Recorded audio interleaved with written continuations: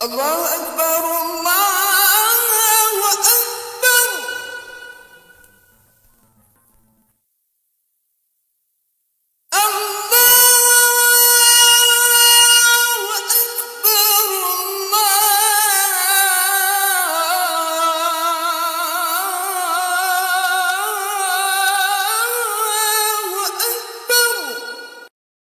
Rasulullah sallallahu alaihi wasallam, yuhasibullahu al-'abida laisa bainahu wa bainahu turjuman. Allah akan hisab hamba-hambanya satu demi satu, bersatu dan tidak ada penerjemah. Jadi tidak bagi terjemah, translate. Ya Allah, saya tidak mengerti bahasa Arab, saya tidak mengerti bahasa, ya Allah, gimana ini, saya butuh translate atau benacara supaya bisa bantu saya lulus dari hukum. Tidak ada. Yang hakim Allah, keputusannya Allah, yang menentukan Allah, mahkamah yang dikuasai Allah, hamba di hadapan Allah, saksi semua, tangan saksi, mata saksi, lidah saksi, kaki saksi, buku amal saksi, malaikat saksi. Bagaimana kita mau lari? Ditanya oleh Allah, hei hambaku, ingat enggak di malam itu, di tempat itu, kamu berlakukan dosa itu? Seorang hamba yang masih memiliki iman, dia merasa dan ingat, dan dia merasa malu, dia tunduk kepalanya. Kata Allah, malu ya, malu. Tunduk, ya malu ya Allah, malu. Dan subhanallah, tanda rahmat Allah, ketika Allah bertanya dengan kita, tidak ada orang lain yang bisa lihat. Supaya apa? Supaya hisab kita di antara kita sama Allah tidak terbocor kepada orang lain, supaya tidak malu sama orang lain. Allahu Akbar. Habis kita sudah ragu diri, ya Allah, saya ingat dan saya rasa salah dan saya malu. Apa kata Allah? Waktu itu kamu lakukan dosa itu, aku tutupi. Aku tutupi. Tidak ada yang tahu. Kita lakukan dosa ini udah sekian tahun, ada yang tahu enggak? Tidak ada yang tahu. Karena kita lakukan di saat sembunyi. Kata Allah, di saat itu kamu lakukan dan kamu tahu itu dosa, tapi aku tutupi supaya kamu jangan menjadi malu di depan keluarga atau di depan sahabat. Aku tutupi. Dan aku sekarang sudah menutupi dosamu di dunia, dan sekarang aku hapuskan dan ampuni dosamu di akhirat. Allahu Akbar. Disitulah terasa anugerah, ampunan Allah yang maha kuasa. Dan Allah di saat itu mampu menghukum kita. Dan kalau Allah menghukum kita, Allah tidak pernah menzalimi kita. Justru itu keadilan Allah. Tapi Allah tidak memperlakukan keadilannya, justru yang mendahulukan ampunan dan kasih sayangnya. Habis selesai hisab, harus semua tanpa kecuali liwati neraka Jahannam di atas sirat. Sirat yang panjang, yang kejam seperti pedang, yang tipis sampai tidak bisa dilihat oleh mata.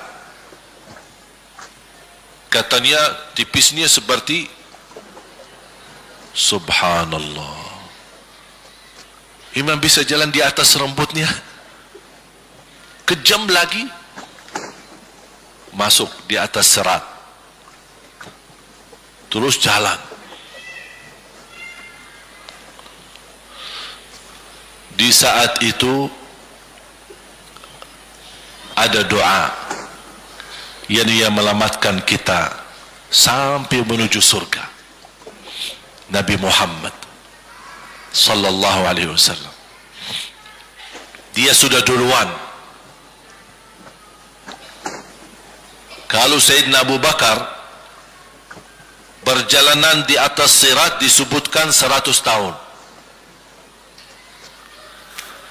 Tapi Sayyidina Abu Bakar satu langkah di atas sirat, langkah kedua di depan pintu surga. Dahsyat. Ini Sayyidina Abu Bakar seperti itu. Bagaimana Rasul? Rasul sudah menunggu di depan. Mulai manusia satu persatu jalan di atas sirat. Dan Rasul di saat itu sibuk berdoa. Allahumma sallim sallim. Ya Allah, selamatkan umatku. Ummati ummati. Ummati ummati. Sampai mereka terselesai. Sampai di situ saja. Sebelum masuk surga, ada berita gembira untuk umatnya Nabi Muhammad sallallahu alaihi wasallam. Tidak boleh ada yang masuk surga harus berjumpa dengan beliau dulu. Tabah muka. Dan disediain minum yang disebut air Al-Kautsar. Dan di situ banyak gelas.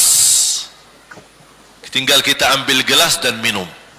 Begitu kita mau ambil gelas dan minum, datang Rasul, jangan. Kamu minum langsung dari tanganku sendiri. Barang siapa yang minum dari tanganku tidak akan haus selama-lamanya. Allahu Akbar. Di situ terasa kemuliaan. Begitu kebahagiaan kita bertemu dengan Nabi Muhammad dan bisa langsung minum dari tangan Nabi Muhammad sallallahu alaihi wasallam. Bukan hanya begitu saja, bahkan Nabi Muhammad memegang tangan kita, mengajak kita masuk. 8 pintu surga. Ada 8 pintu. Rasul bersabda, 1 pintu luasnya seperti antara langit dan bumi. 1 pintu antara langit dan bumi luasnya. Dan kata Rasulullah, di saat itu akan manusia gesa-gesaan untuk masuk surga. Itu tanda apa? Banyak yang akan masuk.